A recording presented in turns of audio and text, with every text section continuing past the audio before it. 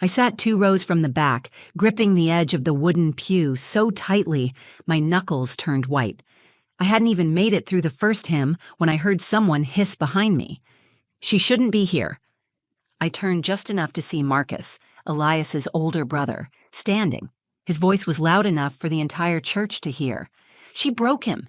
You all know it." Heads turned. Whispers spread like sparks on dry grass. My stomach tightened. Then I heard her, Tessa, Elias's wife. I hadn't seen her walk in, but I recognized her voice from the videos. She stepped into the aisle, pointed straight at me. "She's not family. She doesn't belong here. We should throw her out." I didn't move. I couldn't. My chest burned. My palms were sweating. I couldn't tell if it was guilt, anger, or both. Then came the worst one. Denise, Elias's mother, stood slowly from the front pew. She was wearing a black hat with a tiny veil, and even from rows away, I could feel the cold in her stare. She's the reason he died. I'd never been directly blamed before, not by them, not like this. For a moment, the entire church fell silent. The only sound was the quiet sobbing of someone I couldn't see. I felt dozens of eyes pressing down on me, judging, condemning, dismissing me. I stood. I had to. I couldn't sit there one more second. I was about to leave, ready to push past anyone who tried to stop me, when Father Anselmo raised a hand and stepped forward. "Wait." His voice was firm, measured. Everyone stopped. He cleared his throat and said, "Elias left a letter. He wrote it before he passed. It's addressed to one person. He wanted it read today." He paused, opened a thin envelope, and looked directly at me. "It's for Rhea Monroe." My breath caught. The letter was for me. The church went still. Even the crying stopped. Everyone stared, but no one said a word. I hadn't spoken to Elias in months. I didn't know he'd written anything, especially not for me. Father Anselmo extended the letter toward me. He asked that you read it, in your own voice. Here, today. I looked down at the envelope. My name, written in Elias's handwriting, stopped my breath. I knew that slanted scrawl like I knew his laugh. I used to tease him for how he looped his R. My fingers closed around the paper. It felt heavier than it should have. The church was so quiet I could hear the building creak with the wind outside. No one moved. No one spoke. This was the moment. The one I didn't know I was walking into when I came to say goodbye. I hadn't come here to fight. I hadn't come for closure. I didn't even know why I came. But I was about to read the last words Elias ever wrote, and no one in that room, not even the people who hated me most, was ready for what he had to say. When I woke up that morning, I told myself I wasn't going. I told myself a dozen times. I even got dressed for work, tied my scrubs, packed a protein bar in my bag like any other day, but my hands wouldn't stop shaking. I stared at the calendar on my fridge where I'd circled the funeral date in red ink. It looked like blood. I sat on my kitchen floor for 20 minutes, just holding my car keys. My cat brushed against my leg, but I didn't move.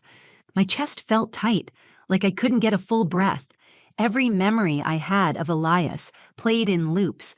His crooked smile when I brought him pie after a night shift. The scar on his chin from falling off his bike at 10. The way he said my name like a question, even when he was sure of everything else. We hadn't spoken in 13 months. When we broke up, it wasn't quiet. It was a fire. Screaming. Slammed doors. He begged me to stay, then cursed me when I didn't. I told him I couldn't fix him, and he told me I never really tried. I walked out with nothing but my purse and a single shoebox of our things. I never went back. 3 months after that, he married Tessa. I found out through Instagram. Someone tagged me in a photo. I stared at it for so long the screen went dark. It felt like grief, but not the kind anyone lets you mourn. I spent the next year trying to forget. I buried myself in 12-hour shifts at the ER. I volunteered for holidays. I picked up graveyards and doubles. I went home, slept, and started over. I told everyone I was fine. I even started dating again. But no one lasted longer than a few weeks. I was always looking for something familiar and dreading the second I found it. I didn't even know he was gone until Naomi told me. Naomi is my older sister. She still talks to some of Elias's friends, mostly through her husband. She called me on a Tuesday night. Her voice was too calm. "Rhea, Elias passed. I remember the moment she said it. I was standing in my bathroom brushing my teeth. I spit into the sink and stared at my reflection for a long time before whispering, "What do you mean?" "He died 2 days ago. They found him in his apartment. It was suicide." Everything went silent after that. I couldn't hear her. I sat on the toilet lid and stared at the floor until the screen on my phone went dark again. For the next 2 days, I didn't tell anyone. I didn't even cry. I didn't move unless I had to. I didn't go to work. I stared at the ceiling and asked questions I couldn't answer. I thought about the letter I never sent, the apology I never made, the part of me that still wanted to call him when I heard something funny. That part had never gone away. When the funeral invitation came, I wasn't surprised. It was a mass email list, not a personal request. Still, I stared at it for an hour. I didn't RSVP. I just showed up. I told myself I'd sit in the back, pay my respects, and leave before anyone noticed. I didn't come to stir anything. I wasn't there to reopen wounds. I walked in just as the organ started. I recognized people from the old neighborhood, a few nurses Elias used to work with, his aunt from Boston. Everyone looked straight ahead, dressed in black, eyes heavy with grief.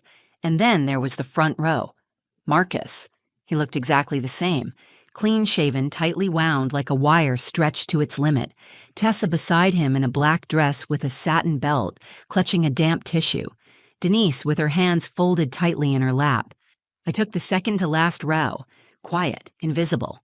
I kept my eyes down and told myself I could make it through an hour, but I should have known that grief isn't quiet, and nothing about Elias ever ended simply. Because just 20 minutes into the service, everyone in that front row turned their pain on me. Every word aimed like a knife, every stare a silent accusation. And then the priest said my name. That was the moment everything changed. When the priest said my name, I didn't understand at first. It sounded foreign in the quiet, like it belonged to someone else. But then he repeated it. Rhea Monroe. Every head in the church turned. Eyes scanned the pews until they landed on me. Some widened in recognition, others narrowed with disgust. Father Anselmo stepped forward, holding a white envelope. It looked crisp, like it had been handled with care. His voice was calm, but clear. Elias left a letter. He asked that it be read aloud today, by Rhea, in her own words. My heart jumped, my legs locked. The room swayed slightly. I tried to breathe deeply, but each breath caught in my throat like a hiccup of panic. I didn't know he'd written anything. I certainly didn't expect this. Tessa gasped, sharp and bitter. He left something for her. Why would he write to her? Marcus stood before she could say more. This isn't right, he said, glaring at the priest. This was his funeral. He didn't want her at the end of his life. She shouldn't have been there for any of it. The room buzzed with whispers again. I could feel them. The nurses from his station, the neighbors, people who once smiled at me, now avoiding eye contact or staring with cold curiosity. I was the disruption, the outsider, the ex who didn't belong. Denise stood too, slow and trembling. Her voice wasn't loud, but it cut straight through the noise. She is the reason my son is dead. It wasn't a question. It wasn't a theory. It was a sentence, a final judgment. My body flinched like I'd been slapped. I swallowed hard, blinked fast, and looked away. No one came to my defense. No one said a word, but Father Anselmo didn't budge. He gave this to me personally, he said, gently but firmly. He asked that this letter be part of his service. I will honor his wishes. Then he walked down the aisle and handed me the envelope. It felt warm in my hands, like it had been sitting close to his chest. My name was on the front, written in Elias's handwriting. That slanted R, that loopy H. I had loved the way he wrote my name. It felt like he always took his time with it. I looked up. Every pair of eyes was on me. I wanted to run. I wanted to disappear. I wasn't prepared for any of it. Not their hatred, not the letter, not the weight of being pulled back into a story I'd fought to step out of. But something inside me, maybe pride, maybe guilt, forced me to stand. My fingers shook as I opened the envelope. I unfolded the paper slowly. Elias's handwriting filled the page in blue ink, clean and deliberate. I scanned the first line and almost sat back down. It was too much, too personal.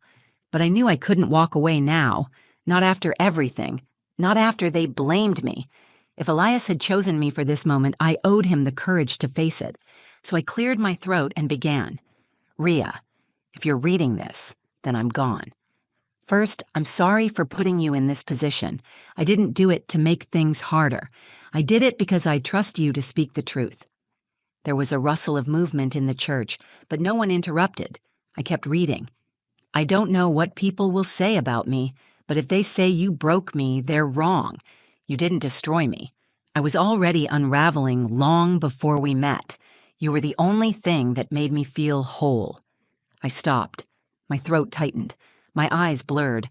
I blinked hard and looked up at the ceiling for a second. Then I kept going. You left because I stopped fighting. I became the version of myself I swore I'd never be. I lied. I lashed out.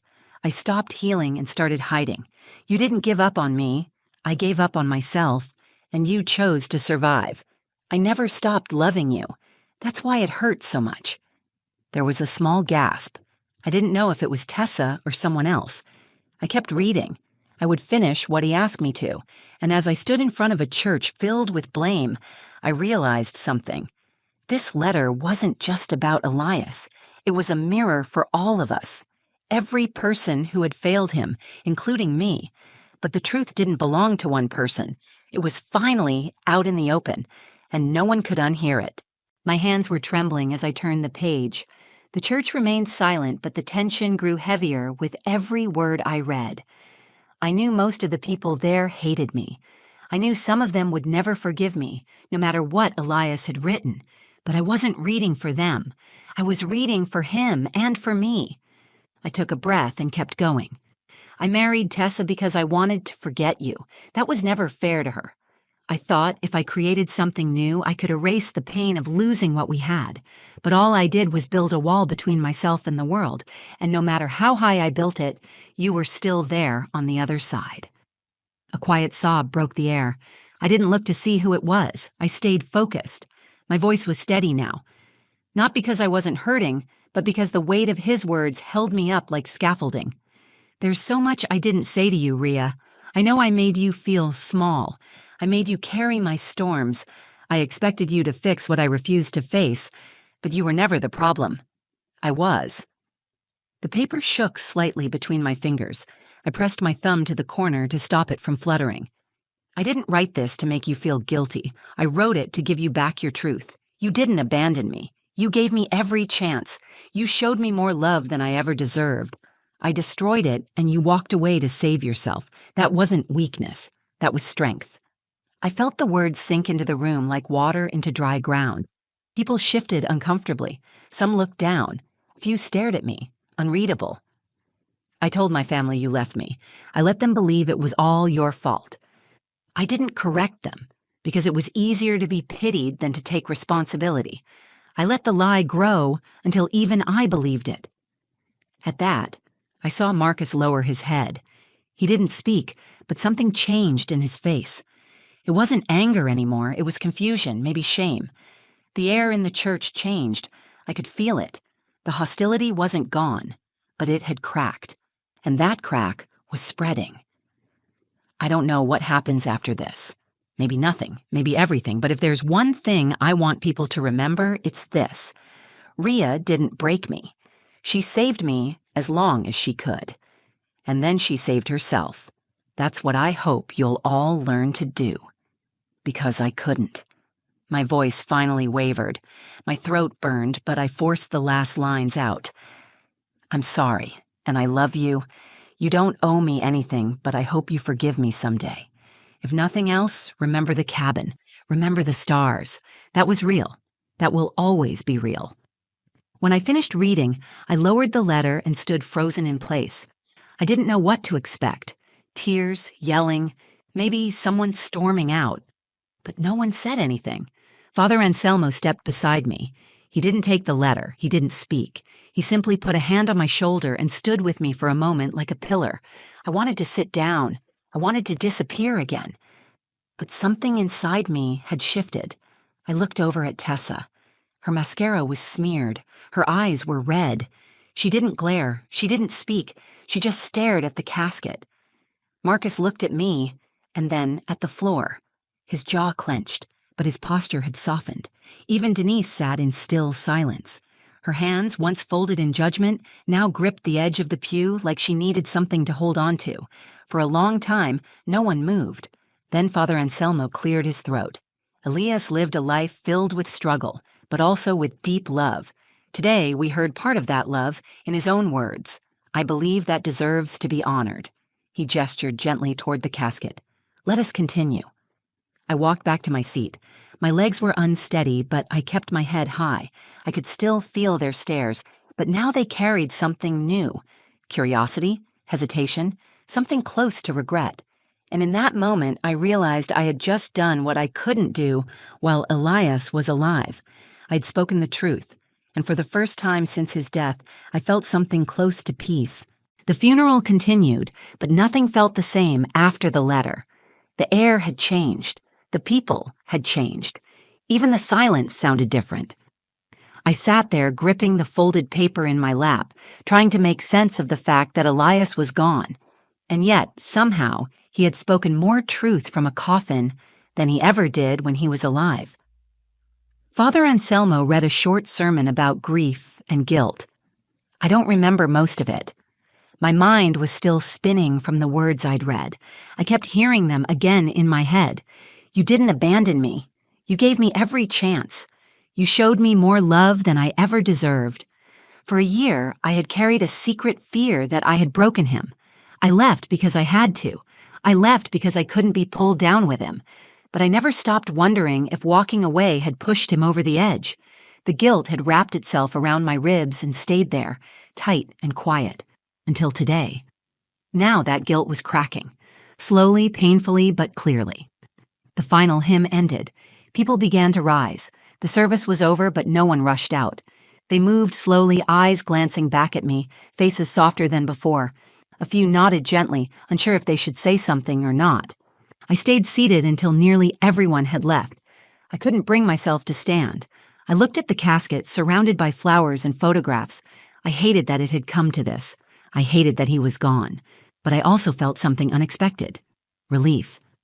Not because he was dead, but because I finally had the truth. As I stood to leave, Marcus appeared beside me. He didn't speak right away. His jaw was tight, his arms folded. He looked like he was preparing for battle, but his voice was quiet. I was wrong about you. I waited, unsure if there was more coming. He took a breath. I thought you abandoned him. That's what he told me. He never said anything else, and after he died, I needed someone to blame. He looked at the letter still in my hand. I read the first version. It didn't say any of that. What you read, he must have written it later. Maybe the night before. I didn't even know he left another one. There was pain in his eyes, and maybe shame. I'm sorry, Ria, for what I said, for how I treated you. I nodded, not ready to say anything back. Not yet. Tessa stood a few feet behind him. She didn't approach, she just watched. Her face was hollow, tired. But when our eyes met, she didn't look away. She walked over slowly. Her voice was fragile. He never talked about you, not really, but I could feel you in everything. I didn't respond. There was nothing to say that wouldn't open another wound. She looked at the casket and said, I hope you find peace from this. Somehow, I wanted to hate her. I thought I would. But now, standing there with all of us broken in different ways, I just felt tired. Denise stood in the far corner of the church, hands clenched in front of her. She hadn't moved since the service ended. She watched me, but not with hatred anymore. Her eyes were wet, her face unreadable. She didn't speak to me. She just gave me a small, reluctant nod. That was all I would get from her, and it was enough. Outside, the sun had come out.